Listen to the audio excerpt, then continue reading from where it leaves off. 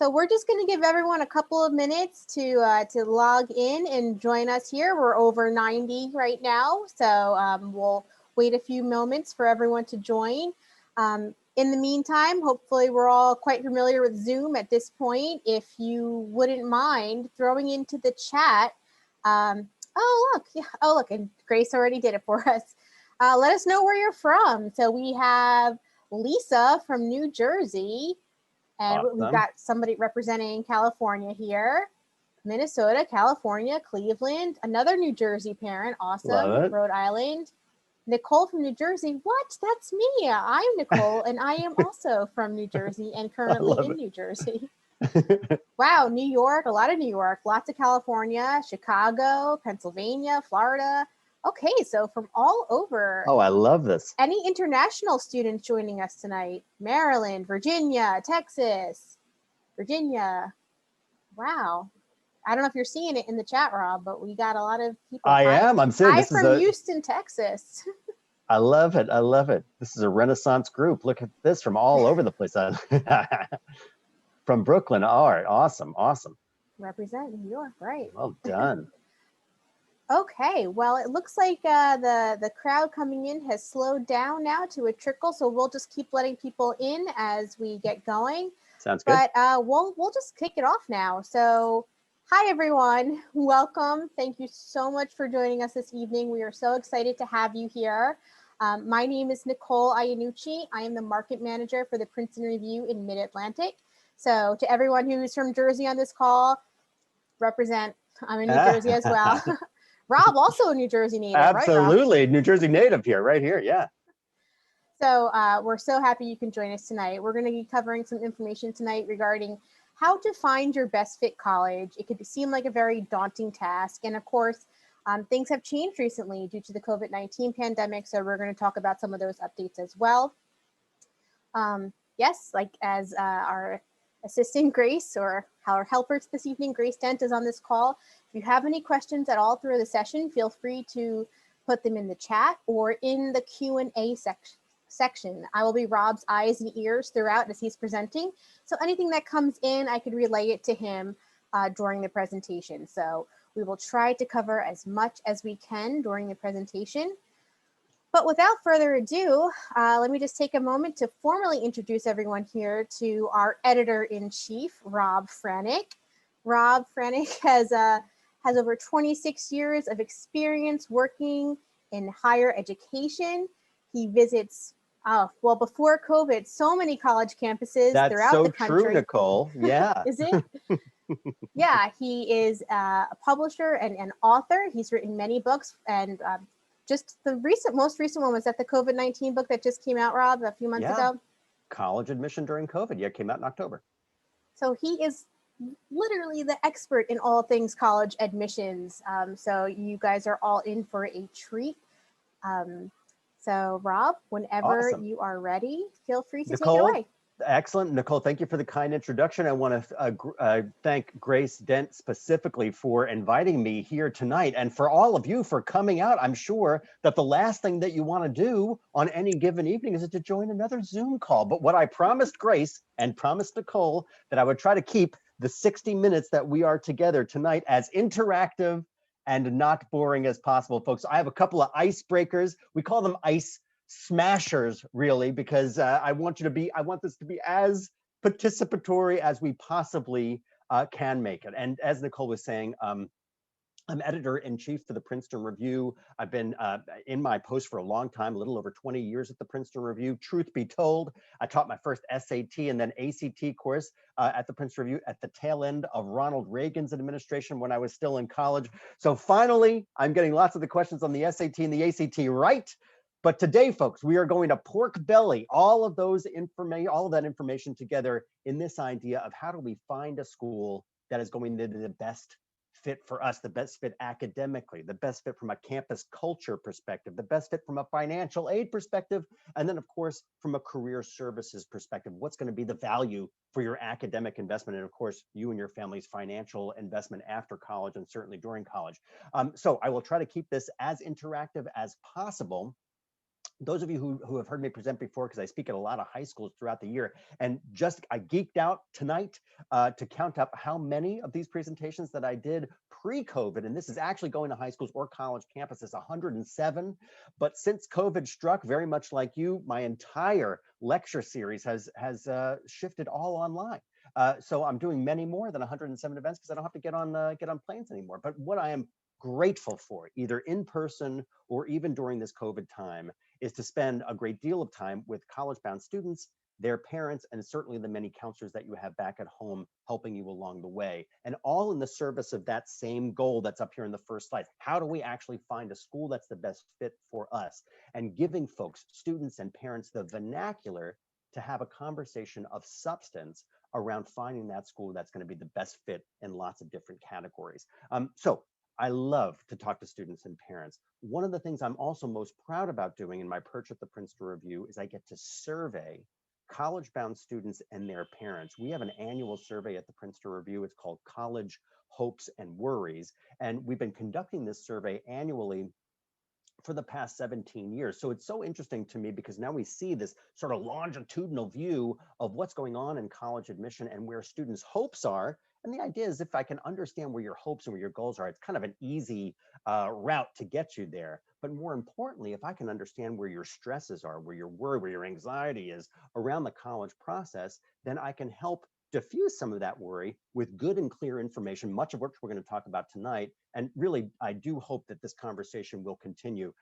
Please, folks, feel free to furiously take notes on this full presentation deck, but you needn't take one note because I'm going to send the entire thing home with you through Grace Dent, and Grace will send it out to you, my contact information, as well as my wonderful colleague, Nicole, who you saw just before, is going to be right throughout this deck. Do not hesitate to reach out to us, and certainly you can copy Grace on those exchanges. Our job is to make sure that we are continue to be your partners and sort of an oracle of this information as we go forward.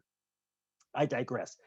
Talking specifically about that College Hopes and Worries survey, we had a little over 12,000 college-bound students and their parents complete the survey this past academic year, and we found out that 100% of those smidge over 12,000 college-bound students and their parents actually agreed on one thing around the college process. And that one thing that cohort of 12,000 folks agreed on last year was their biggest worry, their biggest fear, their biggest stressor around the college process. And that biggest fear, worry, and stressor was the amount of debt that students were likely going to incur to pay for college. So folks, if you're out there, students or parents, and you're nervous around the cost of college, navigating the financial aid process with confidence and without fear, then folks, you are not alone. Without question, there are lots and lots of students across the country and across the planet and their parents that are nervous around that idea of college costs. So that's one of the things that we'll focus on tonight for the first bit. One of the things, again, as I said, I'm most happy about doing is talking to students and parents. So when I understood, and Nicole and our team at the Princeton Review understood what the biggest worry was for students and parents, I said, okay, well, if we can help diffuse some of this frenzy, let's actually talk about what college costs. So one of the questions that we served up to students and parents this past year was, what did they think college was going to cost? And you can read this chart just as well as I do, but 43% said $100,000 or more would cost them to pay for 4 years of college. 24% said $75,000 to $100,000. Folks, this is our first icebreaker of the evening. As Nicole said, I can't see the chat because there are so many of you here tonight, but Nicole is going to be my eyes on that chat. Folks, I want you, students or parents, whoever's with us tonight, I want you to slug into the chat what you actually think college costs overall for 4 years. Do you in agreement with these folks here? And tell us what you think. Nicole, you'll be my eyes on this, and then we'll move on. Okay, yeah, we got 100K, 35K, 250K, 250,000. 150, 100 plus, 70, 150. They're coming in so fast, I can barely read them.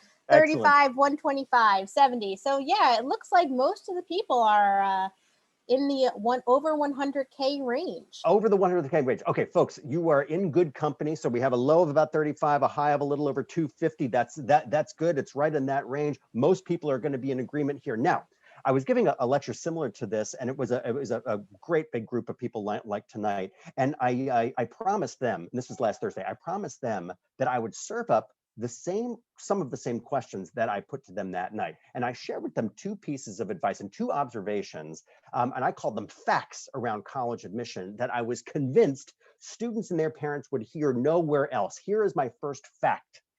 It has never, ever been easier to get into college than it is today. And my second fact is that it has never, ever been harder to get into college than it is today. Who is this admission quack? How could it both be incredibly easy and amazingly difficult to get into college? Folks, we're going to try to prove out my completely unscientific theory, but we are going to do it together.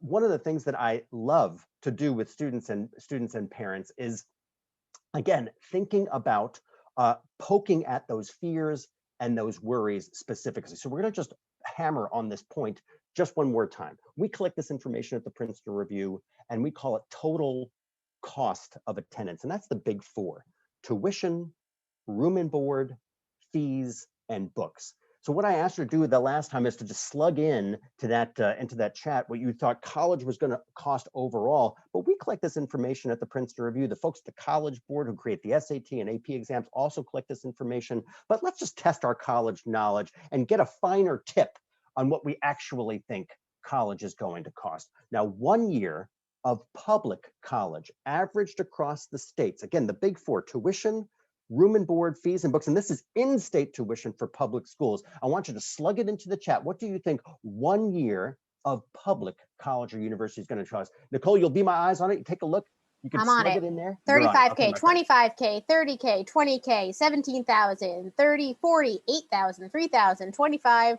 So yeah, lots of, looks like the range is mostly around between 20 and 30, Rob. There are a couple of high balls and a couple of low balls. Excellent, excellent. Folks, you are in a good number here. The real number for this year is $22,180. So well done. Now, it is not surprising that some folks might say a loftier number, and that's understandable. For wherever we receive our media from, we always hear rising cost of colleges at many schools, but it's good, again, to arm ourselves with the correct information, hopefully diffuse some of the stress and frenzy that we may feel about financial aid and cost of college in general. Okay, we'll move on to the second question here. 1 year of private college or university, sometimes the heart-stoppingly expensive schools, my friend, tuition, room and board, fees, and books. What does it cost? Slug it into the chat. Nicole, will be my eyes on it. Okay, it's definitely higher this round, Rob. I see 50, 75, 60, 50, 50, 75, 65, 70, 45, 60,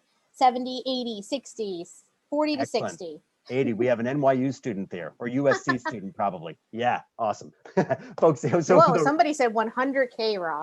$100,000. Okay, we have some good news for the folks that are shouting $100,000 or more. This year, it is $50,770. These numbers just came out at the end of October in 2020, so they are fresh from this past academic year. But again, folks, it's not surprising, again, that we might answer those loftier numbers because some of the schools in our universe that we're considering might be charging those loftier sums for us to pay for college. But again, it's good to arm ourselves with the averages across the country. How about this? As we said before, the biggest nervousness for students and parents was the nervousness around assuming too much debt to pay for college. So what do we think the answer to this question is? The average amount of student debt that students graduated with, and this is again for just this past academic year, for the springtime of 2020. What did students actually graduate with by way of debt? Nicole, you'll be my eyes on it. All right, I've got 150, 100, 140, 80, 150, 200, 115, 30, 125. Looks like a lot of these numbers are in the 100 over like 100K range, Rob. Yeah, and folks, again, it is not surprising that we should offer those loftier sums, but the real number Zero. is $29,400. So right around that $30,000 mark. So if whoever volleyed 30,000, well done, folks. But again, folks, my job tonight, Nicole's job, and certainly Grace's job is to make sure that we have a very wide lens as to what college costs, and that we are arming ourselves with the granular detail so that those loftier numbers don't scare us, that we understand how to poke at those numbers and understand what they actually mean for us. Now, again, $30,000 is a reasonable amount of debt, but we also understand that wherever we receive our news from, again, we always hear of students that are having debt that is $100,000, $150,000 or more. The most crushing of those stories are students that have lofty amounts of debt, but earn no college degree. So they weren't successful, they didn't persist in college. So they have no undergraduate degree, but they also have crushing debt. Okay, let's look at this one. Not the average, the actual total amount of student debt that exists. Folks, slug it into the chat. What do we think that, actually, before you slug it into the chat, know this. This is a cartoonishly large number. Okay, that's the only hint I'm going to give you. Nicole, Nicole, you'll be my eyes on it, my Okay. friend. Oh my gosh, I can't even read these numbers, Rob. 2 billion. Wait, this is the overall student debt. 1 Overall trillion. student debt. A few trillion. 1.1 million. 1.3 trillion. 200 million. 300,000. 5 billion. 1 million. 13 trillion. 13 trillion. 5 Okay. trillion. Right. A cajillion. A cajillion. Well done. I think that's the clear answer. Well done. Thanks, Nicole. Folks, thanks for volleying the questions over. Now, this is, again, cartoonishly high. Some folks got it right on the money. It is $1.5 trillion. Folks, I put these numbers out here not to scare anybody, but to arm ourselves, again, with good and clear information. Now, here's the thing. Every time going forward from tonight's conversation that you see $1.5 trillion, we have to know this. It is not just inclusive of 4-year not-for-profit undergraduate colleges that we're likely going to be talking about for the majority of tonight, but it also includes all law schools, business schools, medical schools, grad arts and sciences, every other graduate school that exists, including all undergraduate for-profit colleges and all online colleges. So again, it is a lofty number, but folks, let us not be hoodwinked by that number, because it is inclusive of all the student debt that exists for graduate and professional schools as well. You're getting my point. Here's the thing. If we just removed law school, business school, and medical school, that cost would go down by 40, or pardon me, that number would go down by 40%. So again, we have to remember, let's remove the blinders. Let's be good students, which I know you all are anyhow, but let us come to the table for a conversation of substance armed with good and clear and correct information so that we can move forward confidently and fearlessly into the college process. Okay, Rob, Nicole, sorry. that was quite a soapbox. Go ahead, my Yeah, friend. it sure was. I just have one quick question for clarification. Of course. The public tuition, or the tuition for these colleges, this is the sticker price that we're looking at, or does this include any kind of financial aid? There was just a question on that. It is a very good question. Well, and thank you for asking it. It is simply the sticker cost: tuition, room and board, fees, and books. So for that public schools, it would be in-state tuition, room and board, fees, and books. So it does not include not one drop of financial aid, either from the federal government, from the state government, or grants from colleges themselves. Perfect. Thank you. Okay, so getting back to the lecture that I was giving the other night and what I wanted to serve up to you. So I said to that group, and I'm saying to you guys tonight, again, never been easier to get into college, never been harder to get into college. And we tonight are going to do our Ice Smasher event, and we are going to try to prove out my completely unscientific theory. And here is the assignment for every student listening to my voice. I want you to use the chat. I will not look, I cannot see it. Nicole is gonna be my eyes on it, but Nicole's not even gonna read them to me. Here is the assignment for every student listening to my voice. I want you to write down, or type in, better yet, type into the chat. You can jot it down as well. I want you to write down or type in the names of 3 colleges or universities that you would love to see yourself as a college freshman at, with these 2 caveats. Folks, I don't care if you don't have a prayer in heaven to get into any of those schools or $2 saved in the bank to pay for it. So it doesn't matter about academic admission. It doesn't matter about financial aid. Slug it into the chat. 3 schools, your dream schools that you would love to see. Parents, I know you're out there as well. I want you to do the same thing. I want you to channel your son or daughter who you are sitting next to or who you are representing solo from home. And I want you to write down or type in the names of 3 schools that you would love to see them at as a college freshman. Same caveats, doesn't matter about money. And it doesn't matter about academic admission. Folks, I'm giving you exactly 27 seconds to write them down. Ready? Go. 27 seconds. Any school is fair game, public or private, large or small, urban, suburban, or rural. These could be, they could be military academies. They could be online schools, heresy. They could be single-sex institutions. They could be co-ed. You're getting my point. Okay, here we go, folks. 9 seconds left, 8 seconds left. These could be international schools. They could be state colleges. I said that one already. Oh, they could be religious. They could be secular. Yeah, they could be. They could be tuition-free. Okay, here we go. 3, 2, 1. Okay, I want you to keep either your pens in your hand if you were writing this down, or your fingers on your keyboard, and I want you to cross off, you ready?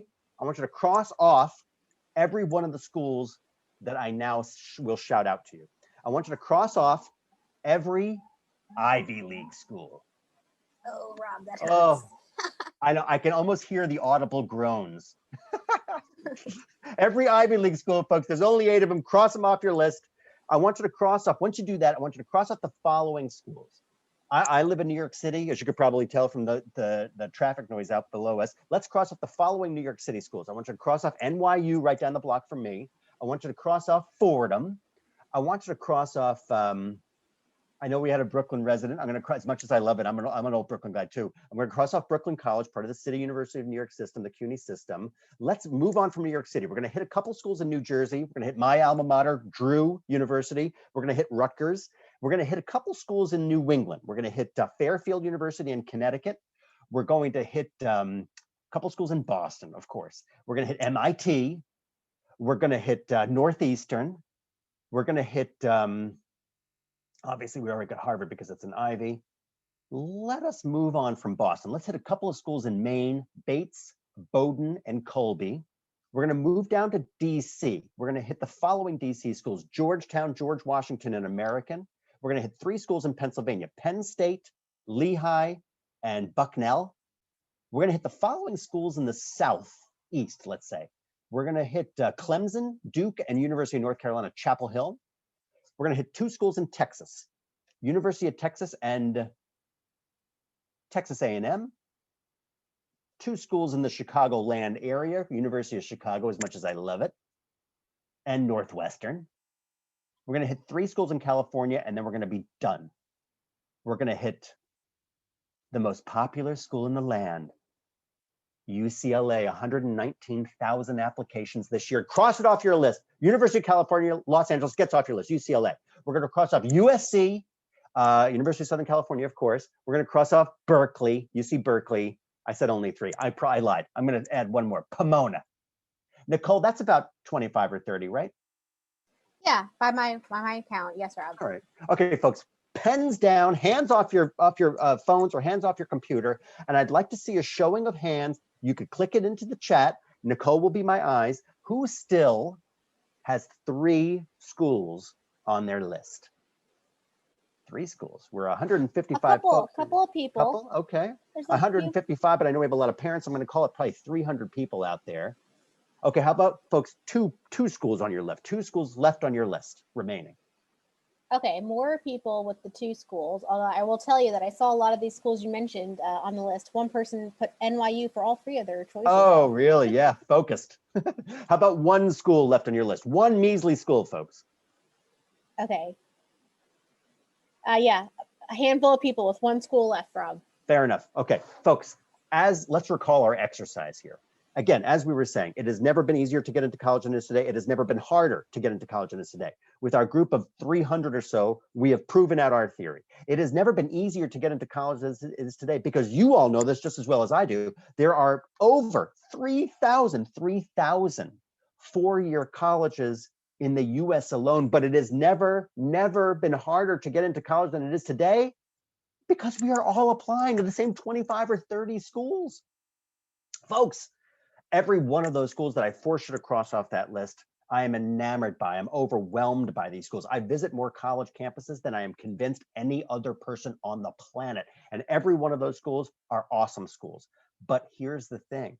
We have to understand that if we want to get the value of tonight's lecture, of tonight's discussion that you're going to take with you, is that idea of let's remove or let's widen the lens, right? That idea of finding a best fit school, understanding that schools have brand and perception, absolutely.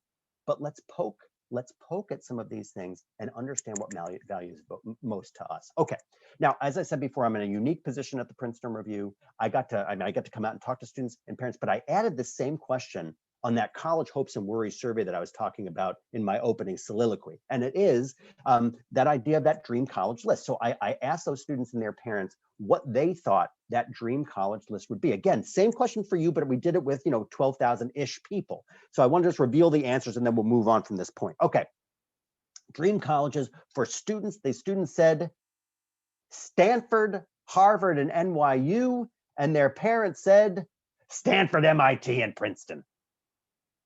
What a thoughtfully conceived list. Folks, here's the thing. Out of the 45,000 students that applied to Stanford this past academic year, the 4.3% of whom were actually admitted, they are superlative students indeed. And as we talked about, UCLA before, 19,000 applications this past year. This is a lot of students. 119,000 applications, pardon me. There's a lot of students that are applying to these schools this year. But here's the thing, these schools are awesome schools. They have great brand and perception. But folks, our job tonight is again to remove the blinders, again to extend the lens so that we can come back in a few months of time or a year from now, and you can say these schools are actually the right schools for me. Nicole, I'm gonna look to you if there's any questions there. And folks, do not be bashful to slug in some questions into that chat. I'm happy to talk about them as we move this lecture. But Nicole, I'll look to you if there's any questions. Just one point of clarification, Rob. Sure. When you are telling students cross these schools off your list, it does not mean do not apply to these schools. Just for this exercise, you still apply to these schools. Only for this.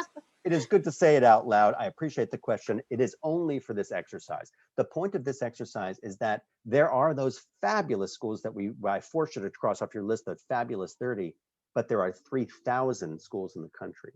Our job, our opportunity, I don't see it as a challenge, and I've been doing this stuff for a long time. Our opportunity, your opportunity, is for the next months or a year or years to find a list of schools that are going to be exceptional fits for you, right? That's the opportunity. Now, you can come back a year from now and say, Rob, these same exact schools that I wrote down on my list tonight are the schools that I love, that I feel that I've found fit in myself in those schools, and I will applaud you for it. But the opportunity that we have is to find other schools that we might not have heard about before tonight, right? And I'm, again, the joy of my job, and I think the joy of all of you in this process, is to find those schools for yourselves and to say, gosh, I could really see myself at a University of Dayton, or College of Charleston, or whatever the school is. It doesn't matter, or a Hamilton or Colgate. I mean, all of these schools are exceptional schools, but we just have to understand why they're exceptional for us, and that is the point of that exercise. Fair enough, Nicole. I think I'm going to move on, my friend. Yeah, we're good.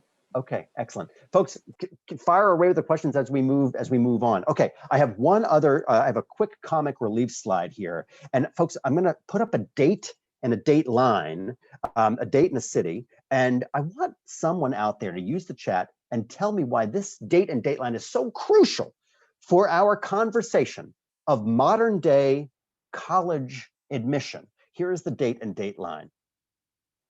Cambridge, Massachusetts, September 1636. Folks, why is it so crucial that we understand what happened in Cambridge, Mass, September 1636? Slug it into the chat. Why is this date and date line so crucial? Harvard was founded. Harvard was founded. We can stop there. That is the right question.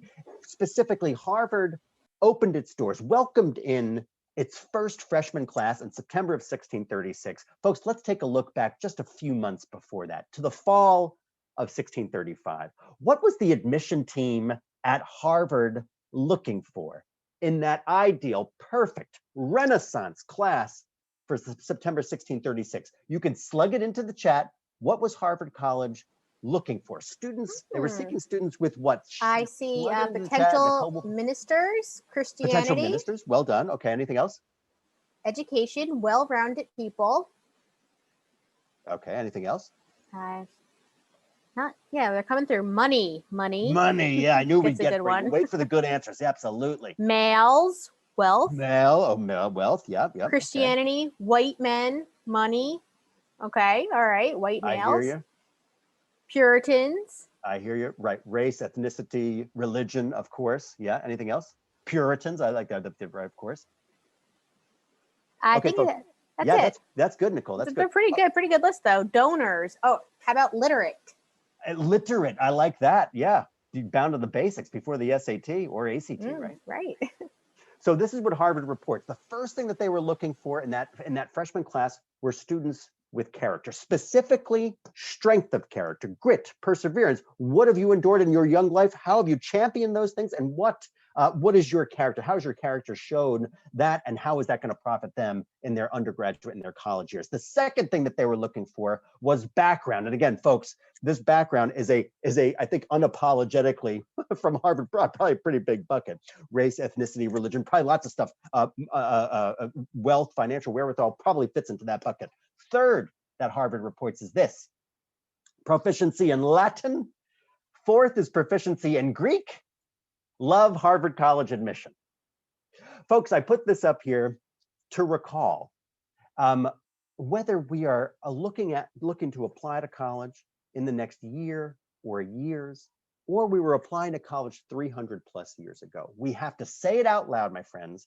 The college admission process is a really judgy process. We are bearing our souls academically and otherwise to admission teams across the country and across the centuries for this glorious admission to these schools. I can just imagine my mother pulling me alongside and saying, Robert, you're never going to get into Harvard unless you do your Greek homework. So we need to say it out loud, folks. This process can be a stressful one. We would be robots if we didn't think that at times this process is stressful.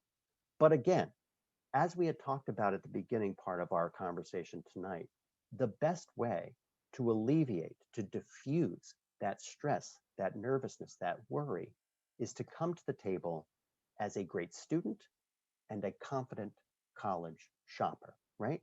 Arm yourself with the information, empower yourself with the information so that you understand that yes, there's nervousness in this process, but this is a human process, a glorious human process for us to master. So folks, we have to understand what admission teams from across the country, from the most competitive Ivies to schools that are city colleges that have a compact to educate students from that city and that state. So we have to understand that there are quantitative and qualitative metrics in this process, right?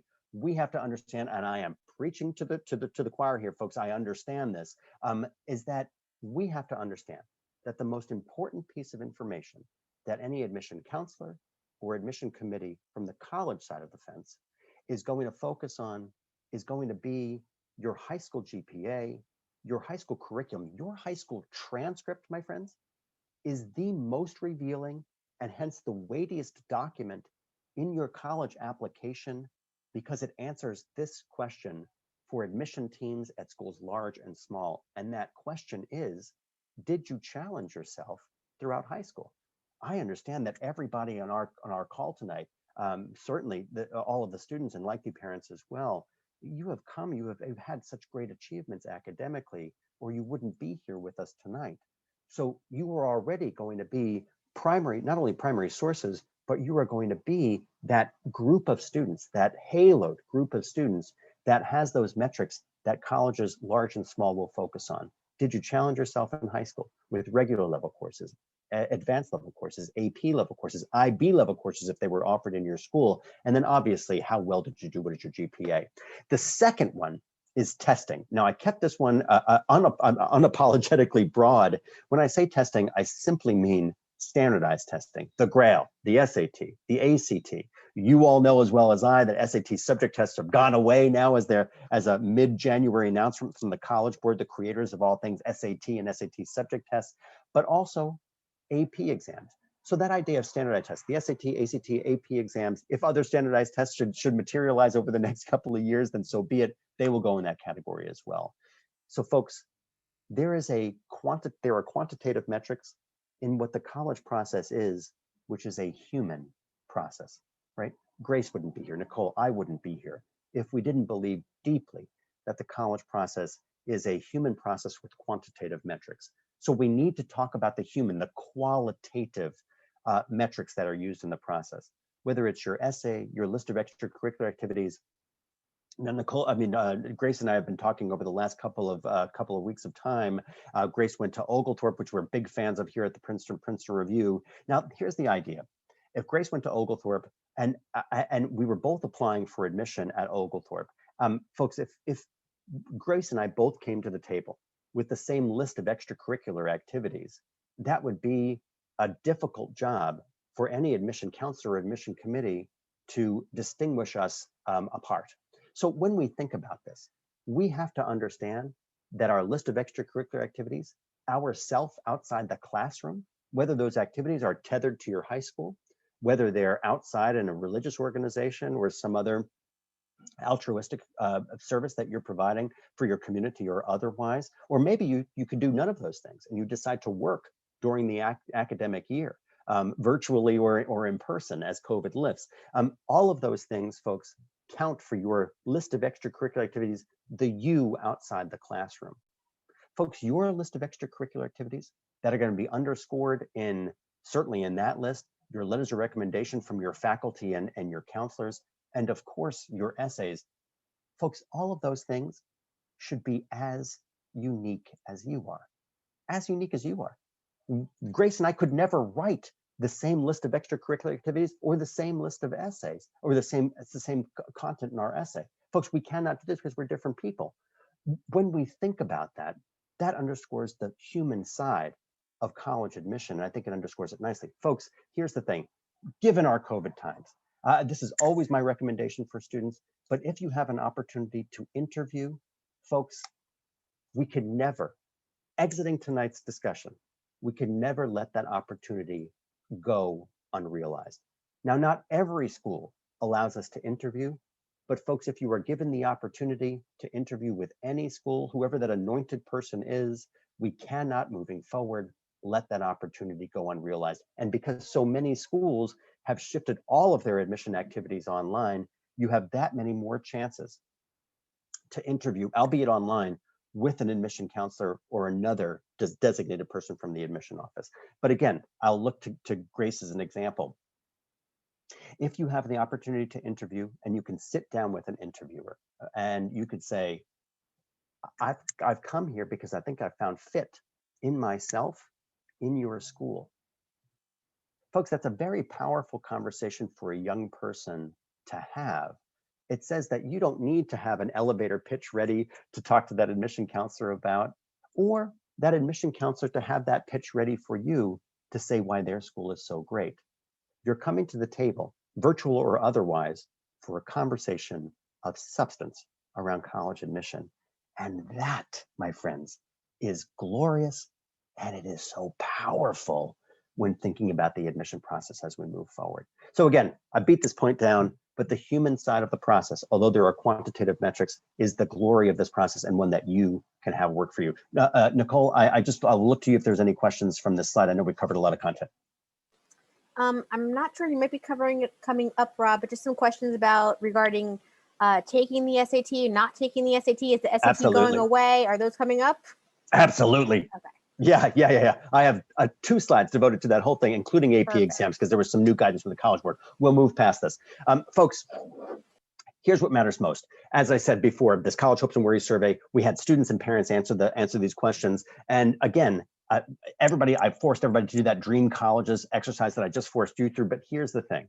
When pushed just a little bit, when poked just a little bit, what students and parents answered was not that the most important thing in the college process was academic reputation. You could read this slide as well as I can. A little itty bitty 9% said that was the most important, while 42% and 41% said best overall fit and best career interests were going to be the primary drivers of the decision making of finding a school that's going to be the best fit overall.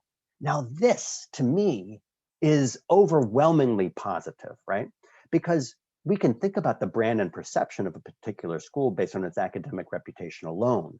But what this says is that you all and students that have come before you in this last year's cohort are all thinking critically about the process and critically about how and what they are looking for and what's important to them.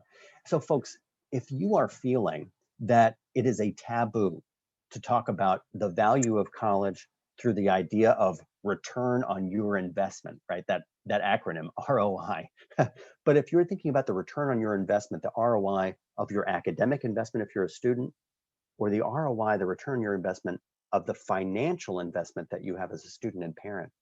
Folks, if you thought that that was taboo, put it out of your head, because you are not alone. The majority of students and parents think college is worth it, but it is worth it for specific reasons. And I think we all tonight, I know all of this, you are an enlightened group tonight. I understand that you can hold both the ideas of the liberal arts in one side of our heads and the value of that, but also the pragmatic side, the value, the ROI of your undergraduate degree. I have every faith that every student and parent can hold those two ideals in their head at the same time and use that as our decision-making moves forward. Nicole, I will look to you if there's a question on that. Not on that. We still have a couple questions about the testing information, and Excellent. Then yeah, something else we'll cover I think later on. Absolutely, yeah. I'm going to I can whiz past this slide and we'll move on to the SAT and ACT stuff. Folks, I do a small book for actually a phone book size publication. It's called The Best 386 Colleges. I put this up here, one for comic relief, but I think it's important again in our facility and our resources to finding a school that's the best fit. Does anybody know the answer to this question? Why do these schools hate me, Rob, Franek, so much for being in this book? Does anybody know? I don't know if you know this. I put this book out for free. It's on our website. You can buy it in a bookstore if you want, but it's out there. And the thing is, it steams a lot of administrators at these schools. And I'm just wondering if anybody knows why. Nicole, I'll have to look to you. Somebody wrote, because you are the truth teller and you are exposing them. You know the secrets. The secrets. That's good. That's really good. I like that one. I like that one. Well, folks, although that's a very kind answer, and I do think that there's a lot of truth in college admission that has to come out and not be, again, hoodwinked in the process. I yield completely in this book to the opinion of students. I think I know a lot about schools. It doesn't matter a whit what I think about schools.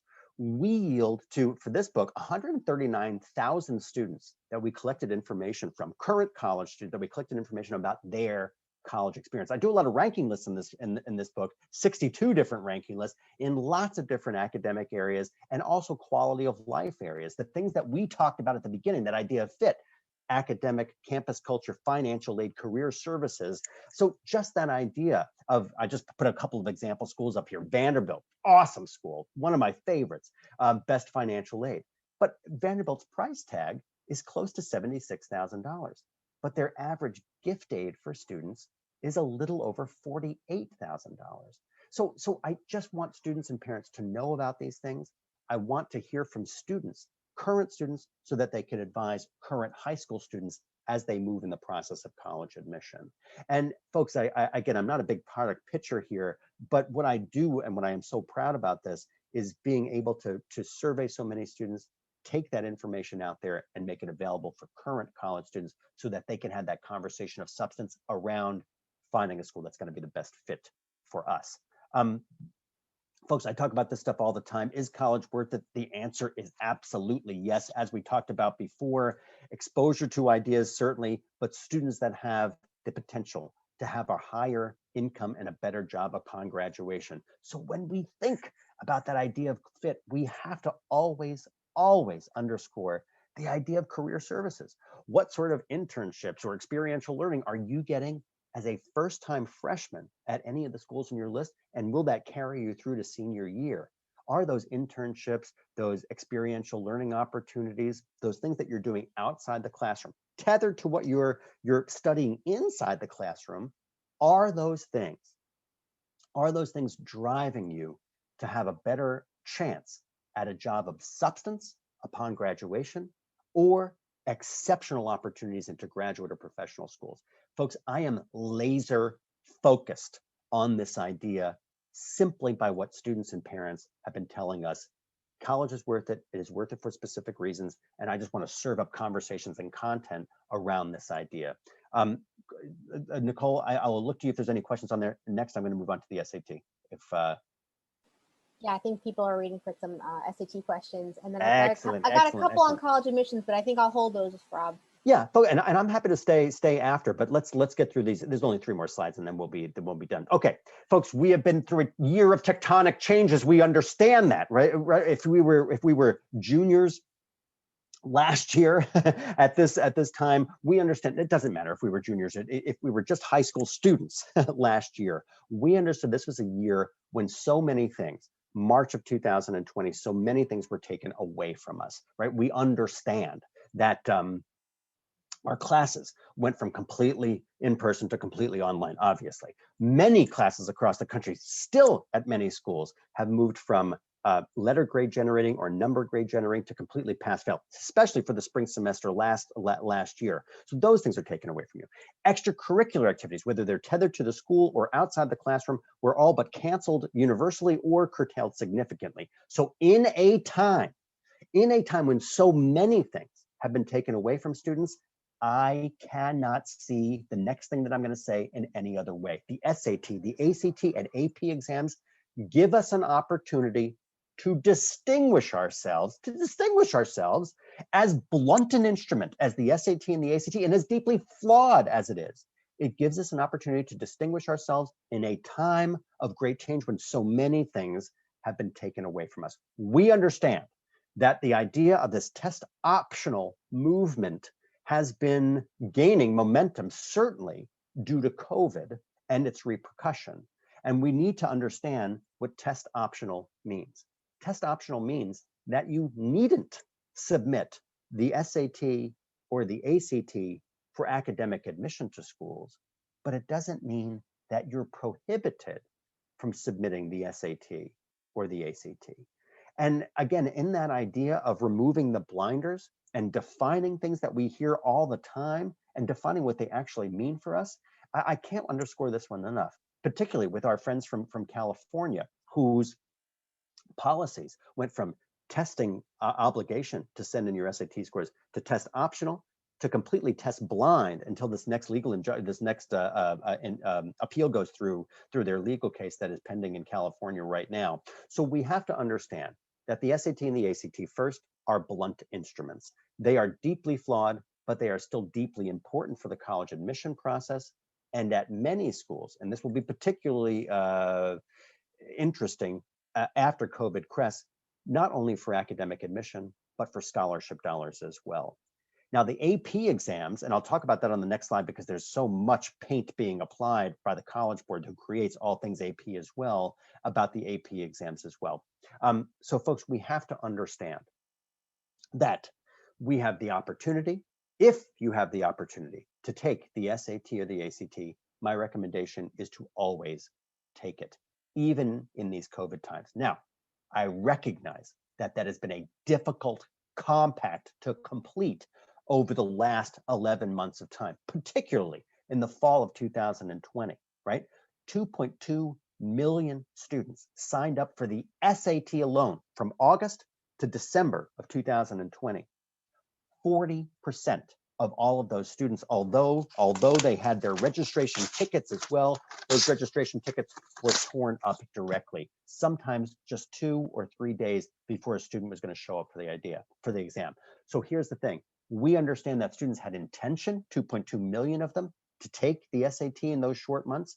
So you had an intention to do it, well-intentioned as that was, but the durability of the exam was not there. Now, The College Board, who creates the SAT, and ACT Incorporated, who creates the ACT, is trying vastly, quickly to improve that process. But right now, the structure, content, and delivery of the SAT and the ACT is staying exactly the same that it was before COVID even happened. So it's good to remind ourselves of that. I'm just going to do one soothsaying thing as well.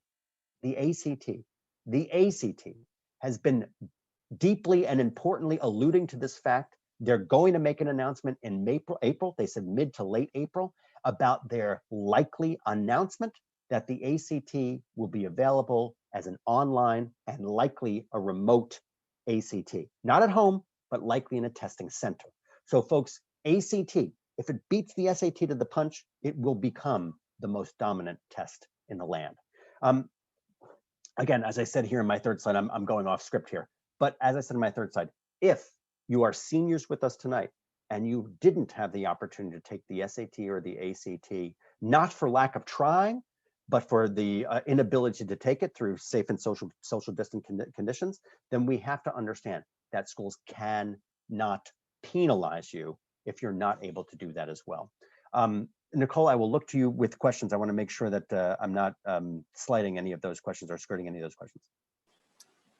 No, I think you covered it. So just to clarify though, if you have an opportunity to test, they should test. The question was actually, if the school is saying that they're test optional, Yep. However, an advantage is really given to students who are able to test and who submit strong test scores, then isn't that kind of putting students who were not able to test at a disadvantage? At a disadvantage. It is a difficult thing to reconcile in our heads because that is the right question. I do believe it is a way to differentiate ourselves for those students that are able to take the SAT, but still, and you're right to call it out, still they cannot penalize students that didn't have the ability to take the SAT or the ACT.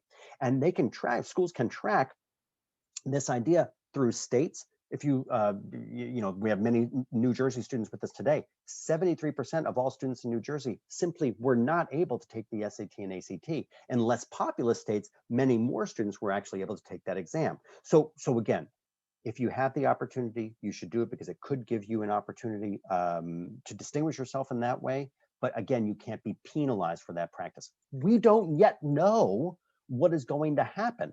There are many students that are right now receiving their letters of admission, if they are seniors this year, right now, between the middle of February and the middle of March, the majority of answers of admission decisions will come out from admission offices. I will make sure I remain in contact with you through Grace and continue to feed you this information as we move forward.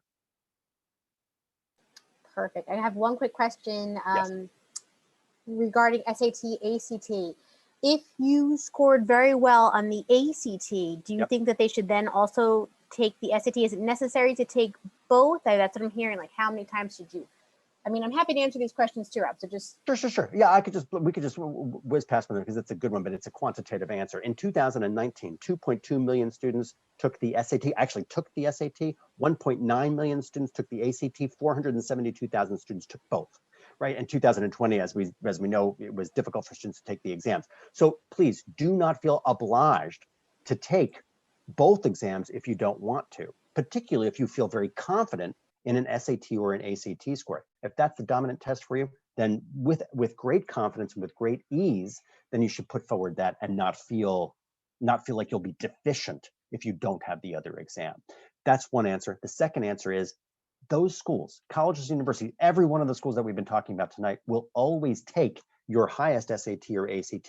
They're going to be reporting that information out ultimately to folks like us at the Princeton Review, the folks at US News. So they're always going to put you in the best light because it is value to you, likely from an admission and a scholarship opportunity, but also it is valuable to them for those schools to report out not just their second best SAT or ACT score, but their dominant SAT and ACT score.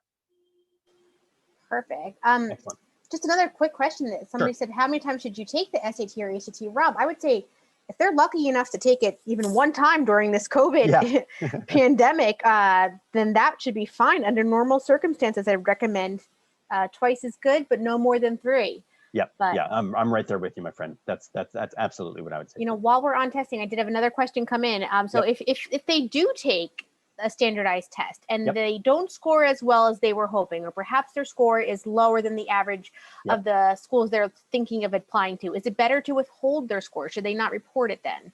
It's a good question, and I can argue both sides of the point. The first point is that admission folks, one, will not understand the duress that students have been under, the stress that they have been under throughout this year. As Nicole was saying, so many students will only have one opportunity to take the SAT or ACT in its full length, in the full length of the exam. So again, I could recommend to some of my students with great confidence, you should put forward that score. But if the school is test optional, you cannot be penalized. So many students will take that opportunity to say, okay, I'm simply going to let my high school transcript, as we talked about before, the primary driver, the most important driver of my application is going to be my high school transcript and also your AP exams and any other classes that you've challenged yourself with. So don't feel like you'd be deficient if you didn't supply that, that SAT or ACT score that you are somewhat satisfied with, but not completely satisfied. Gotcha. I see I'm just going to go real quick and just direct people to our websites. I can have a couple links I can throw in the chat, just asking things like, what's a good SAT, ACT score? It really depends on, where you want to go to school. So it's different for everyone.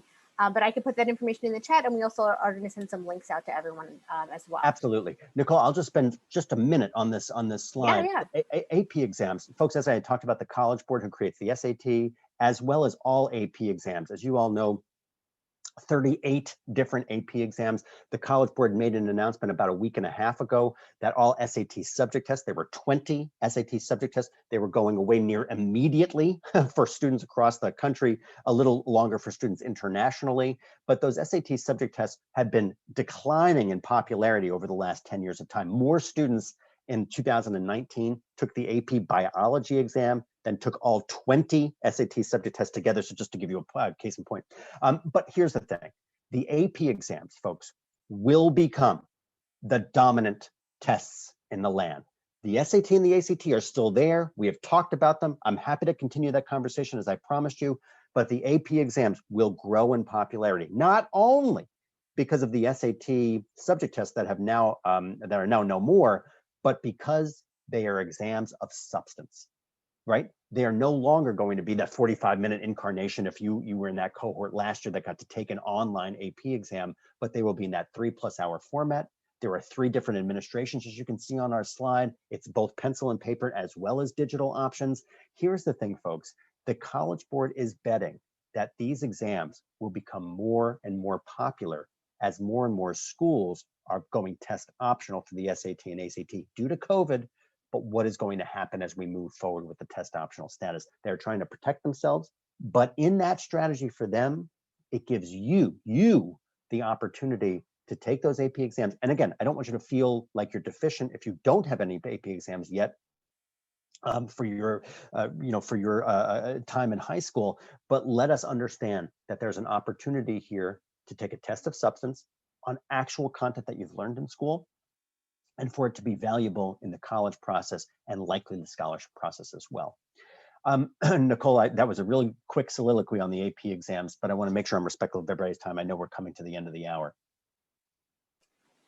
Yeah, I think that you pretty much covered. Just one more quick question about the AP score. I know we talked about like not submitting your SAT, ACT score if it's not within the range of the schools you're applying to. What about AP score? Do you have the option to not submit your AP score if you don't do as well as you had hoped? You do have the option. It's in a couple of different ways. I did actually, and I have this on my next slide. Oh my gosh. I have a YouTube channel with Princeton Review. We did a survey on this specific, we did a segment, pardon me, on this topic specifically for AP exams that came out in July. And we walked through the nuances of withholding your scores. There's a little bit of financial commitment to actually withdrawing all of those scores on a school by school basis, or you can simply dismiss those scores if you're not satisfied with the results. Nicole, maybe we can send that link. It would be hard for me to find very quickly, but if we could just send them to the YouTube channel, that'll have all of the library of topics that we're doing on AP, and I will promise you, Grace, to send that specific segment to all of you so that you can find out the testing. So everything is in the chat, the AP links, the links to the YouTube channel with the college admissions and COVID updates, as well as the link to changes to the SAT subject test and essay. So please check the chat. But yes, we will also be sending out a follow-up via Grace with all these links as well, if you missed it. Awesome. All right, folks, so as we had mentioned, Nicole and I are here through Grace to make sure that we are staying in contact with you.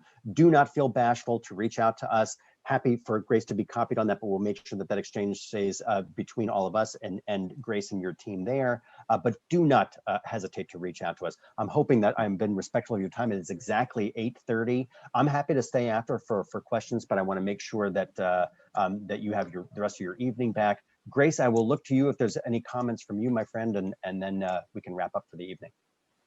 Yeah, Rob, I just have a couple other questions. Sure. You know, as if you want to sign off, anyone who needs to get going, we do understand it is the 8:30 at this time.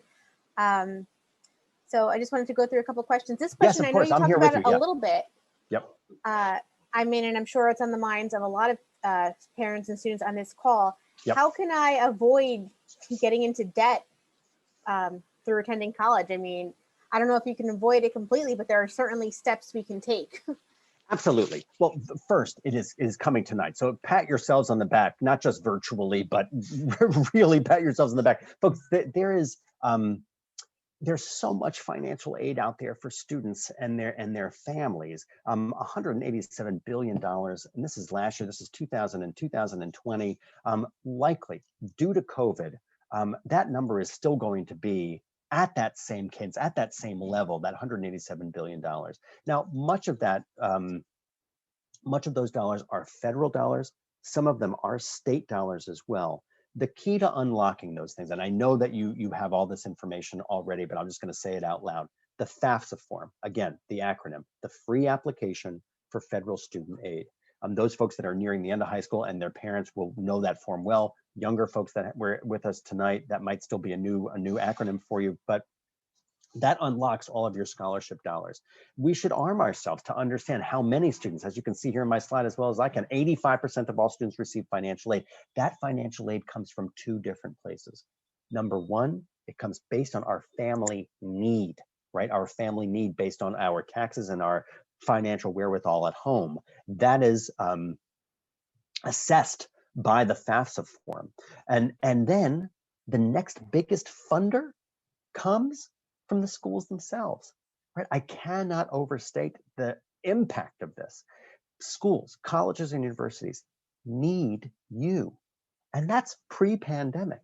If we just looked at fall of 2020, that so many schools under enrolled their class simply because students decided to not matriculate as first-time freshmen or even returning students in the fall of 2020. Some schools saw a dip of 5%. Some schools had a dip of 35%. That's a decline in the amount of students that were literally on campus.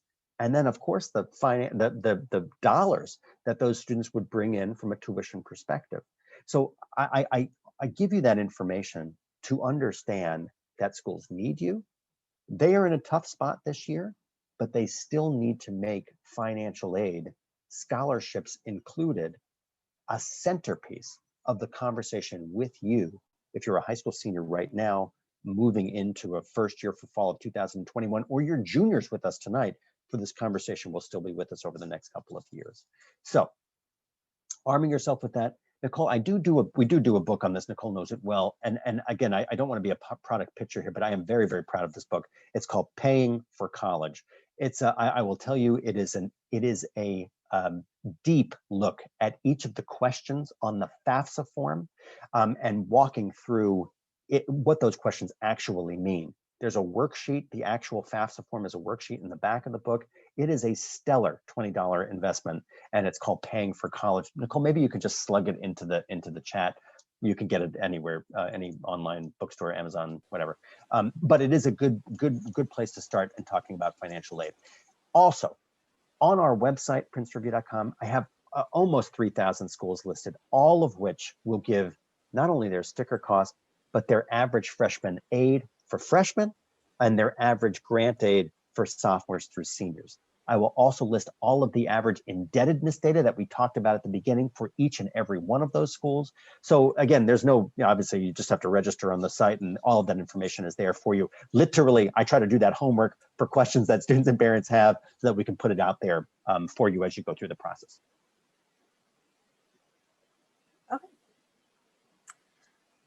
Just a quick note, because I know that some people are saying that they've got to sign off. Some of the questions that I see coming through are very specific to people's particular situations, and I don't really want to spend a lot of time, since we're already over time, going over things that are not going to be relevant for the majority of people on this call.